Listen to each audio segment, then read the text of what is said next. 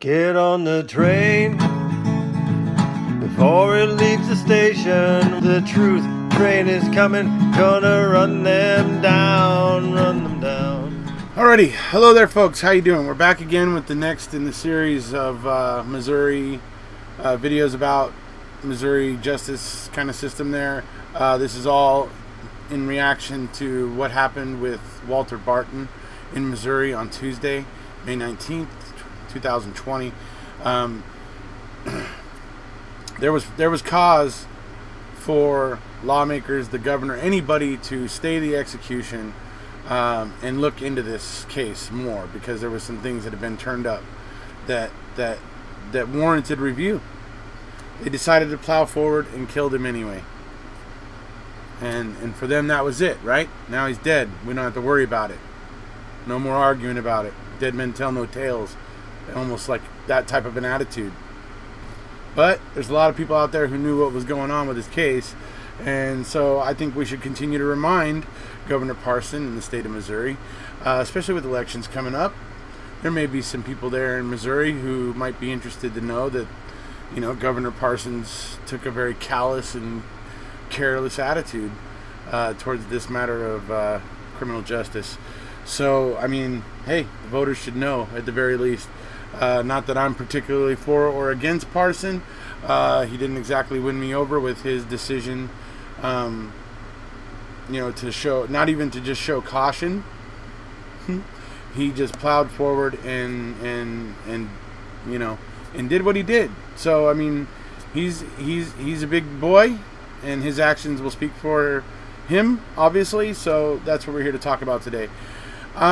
Now, in saying that there were some issues in Walter Barton's case that warranted review, it's not just Walter Barton's case. I've already made one video discussing Lamar Johnson, who some of you will know is friends with Ricky Kidd, who's been on here and on with Tracy Struncy, and he was recently exonerated about 8 months ago. Him and Lamar were actually friends inside, and Lamar is also fighting to get his, you know, conviction overturned as well. I covered that, like I said, just the other day. So today we're going to be talking about Floyd Bledsoe. This case here is interesting. Again, you're gonna be smacking your head when you hear some of the things that you're gonna see. You know, when I get to the summary that the Midwest Innocence Project has regarding Floyd Bledsoe's case, when I read this summary to you, you're gonna be going, "Oh my God, what were these investigators and prosecutors thinking?" You know, or were they thinking at all? You know, and you're gonna, trust me, be smacking your head, just going, "Oh my God," right? Anyway, so here we go. We're gonna look into the conviction of Floyd Bledsoe. He was convicted in Jackson County in St. Louis in Missouri, and that's where his trial was, and that's where he was convicted. Here we go, Floyd Bledsoe. Alrighty folks, here we are. We're looking at the Midwest Innocence Project's page. This is their page about their client Floyd Bledsoe, who has been freed. So here's a story of Floyd Bledsoe. This case was in Jefferson County in St. Louis, Missouri. So for 16 years, he was Bledsoe 70545, unnumbered. An inmate among many inmates, eating bland food, staring at the same scenery day after day, sleeping in locked cells that never dimmed to complete darkness. Now Floyd Bledsoe relishes the simple pleasures. I lie in bed and feel the pitch black engulf me to where I can't see my hand in front of my face. And I'm amazed, Floyd said. Amazed at being able to go outside and just walk, feel the gentle breeze, hear the birds, look up at the sky, and see the multitude of stars. On December 8th, Floyd walked out of Lansing Correctional Facility for the last time. Hours later, a Jefferson County judge vacated his convictions based on new DNA evidence and his brother's suicide note.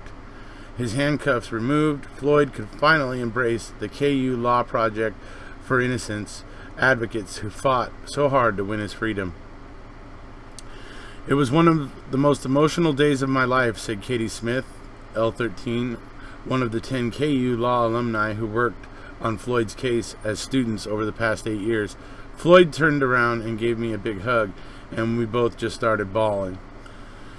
Floyd was convicted in 2000 of first-degree murder, aggravated kidnapping, and aggravated indecent liberties in the shooting death of his 14-year-old sister-in-law, Camille Arfman. Her body was found under a pile of trash with 4 gunshot wounds in November of 1999, just north of Okaloosa, Kansas. Floyd's brother, Tom, initially confessed to the brutal rape and murder, but later recanted and testified against his brother, telling jurors that Floyd had threatened to disclose unsavory information about his past if he didn't take the fall. During the original investigation, all evidence linked Tom to the crime, said Alice Craig, supervising attorney with the project. Tom was unaccounted for when Camille disappeared. The gun he kept in his truck was the murder weapon. He confessed to police and his minister, and he led police to the body. The investigation turned when Tom changed his story and implicated Floyd. The state's case hinged entirely on Tom's testimony. Despite a verified alibi and a lack of physical evidence connecting Floyd to the crime, he was found guilty and sentenced to life in prison. The Project for Innocence began representing Floyd in 2007 after the Kansas Supreme Court upheld his convictions. A new theory. By the time Katie Smith enrolled in the project as a second-year law student in 2011, federal litigation had failed to obtain relief for Floyd, and the project's focus had turned to DNA testing. Project supervisors assigned Floyd's case to Smith, hoping her undergraduate degree in forensic science would allow her to help evaluate which evidence to test and the most effective type of testing. Because the victim's body was found in the trash dump used by Tom and his parents, isolating DNA to establish Floyd's innocence would be challenging. I knew a lot about DNA, so I thought I could help, Smith said. I continued in the project my 3L year and worked exclusively on Floyd's case. I sifted through boxes and boxes of evidence and paperwork. Then, early one morning, after a year and a half of poring over transcripts and replaying scenarios in her mind, it hit her. Maybe Floyd's father helped cover up the murder. Testimony described how Arfman had been dragged by her feet post-mortem. What if genetic material on her socks or pants revealed that someone other than Floyd had helped dispose of her body? I remember emailing Jean and asking if we could meet. I told her, "You're going to think I'm crazy," Smith recalled. On the contrary, project director Gene Phillips found Smith's theory plausible. We submitted a motion in 2012 to allow us to do DNA testing. When Smith graduated in 2013, the ball was rolling. Slowly, it would take 2 more years and 2 more students, Peter Connolly, L14, and Emily Barclay, L15, to write motions, make phone calls, and shepherd evidence from storage locations in Kansas to the California lab that conducted the tests. All the while, Floyd Bledsoe, who never wavered in his claim of innocence and never lost hope that his name would be cleared, waited in prison. He would call at least once a week, sometimes more, to get updates, Connolly said. You don't want to break his heart, but he was always hopeful. His faith is really strong. I wanted to be as confident as he was that the DNA testing would overturn his conviction, but I wasn't always certain that he would be released. Textbook case. Floyd's case got a boost in 2014 when the Project for Innocence formed a partnership with the Midwest Innocence Project, a member of the National Innocence Network. The collaboration provided the financial resources necessary to continue moving forward with expensive DNA testing. Preliminary results leaned in Floyd's favor, and Emily Barclay visited the Lansing Correctional Facility with Alice Craig last spring to share the news. Everyone was incredibly excited but really cautious, said Barclay, now a public defender in Johnson County, Kansas. Nobody wanted to say this is for sure going to seal the deal. As it turned out, a surprising development would end up corroborating the DNA results so strongly that Jefferson County Attorney Jason Belville agreed Floyd's conviction should be vacated. Judge Gary Nafziger concurred. Not only did final test results show that Bledsoe's father's DNA was on Arfman's socks, but it also revealed semen consistent with Tom's DNA on the vaginal swab taken from Arfman's body. Tom, now certain to come under investigation, committed suicide in November in the parking lot of a Bonner Springs Walmart. In suicide notes, Tom confessed to raping and killing Arfman and claimed that then Jefferson County Attorney Jim Vanderbilt urged him to pin the crime on his brother. Interesting. Then Jefferson County Attorney.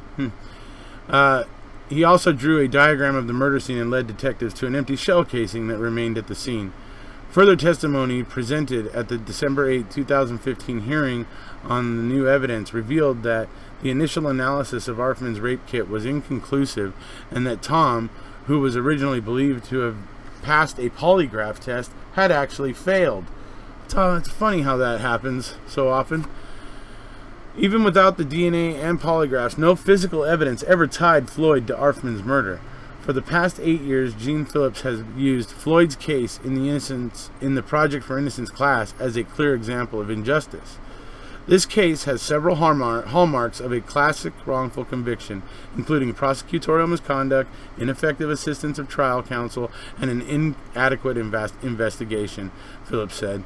Studying Floyd's case helps students understand what issues to investigate while working on their own cases in the project and later as practicing attorneys.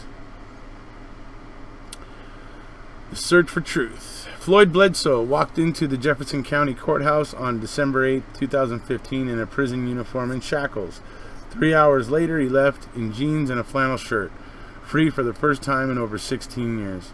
He ate steak and drank champagne at a Lawrence restaurant, slept in a soft hotel bed, and woke up the next morning to stroll through downtown.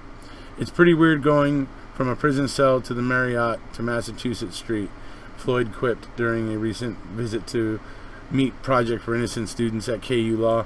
Since his release, he has spoken publicly in favor of abolishing the Kansas death penalty and inspired legislation to compensate people wrongfully convicted of crimes.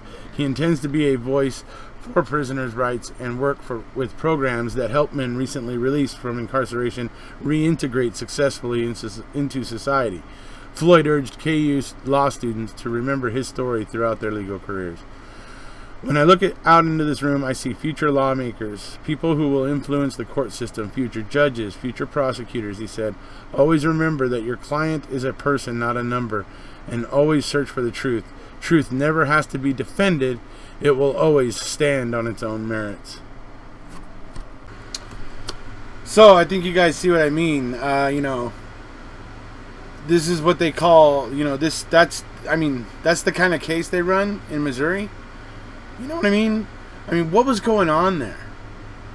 The killer was actually confessing to it, leading them to, the body, led them to a bullet shell later on and stuff. He's leading them he knows what's going on there. He's leading them to stuff.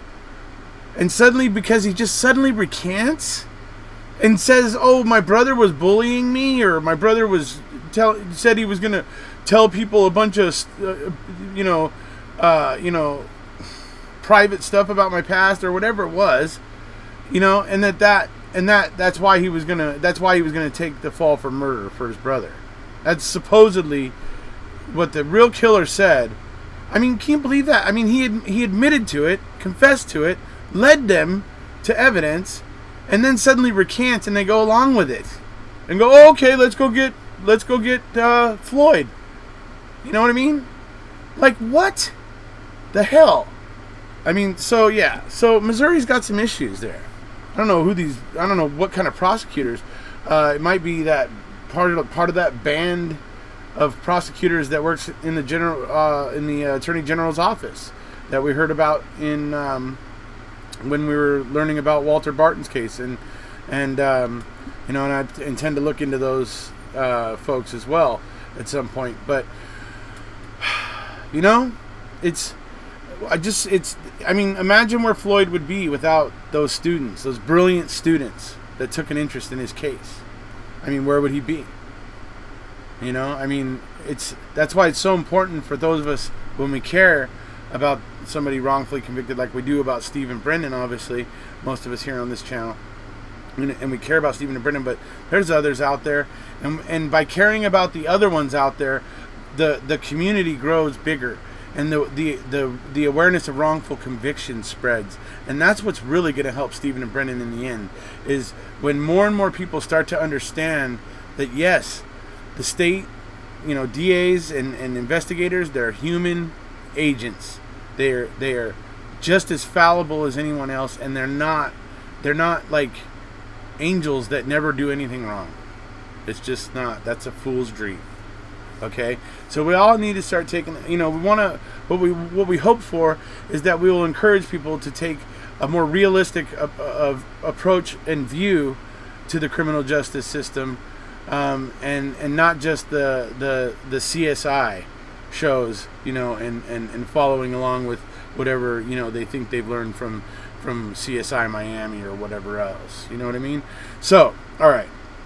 So, I want to show you guys one more thing here, because, you know, I was talking to you here about how it's important for us to take an interest and care about other wrongful convictions. I want to show you here the words of Floyd Bledsoe thanking those students and those folks that took an interest in his case and helped him. So here we go.